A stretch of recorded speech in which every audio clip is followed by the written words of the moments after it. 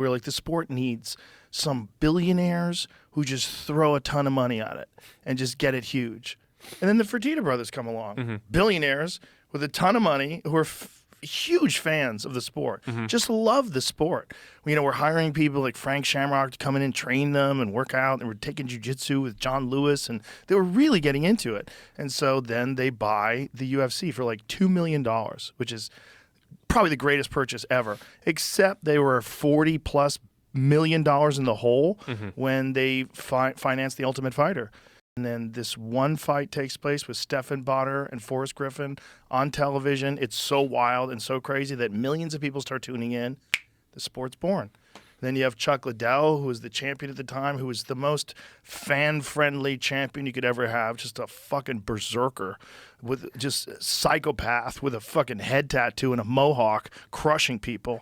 In his prime, he was the perfect poster guy for the UFC because he was just smashing people and then throwing his arms back like rah in a cage. It was nuts.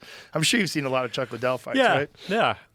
It was just the whole thing took off, but without Dana, it would have never taken place. The guy's tireless.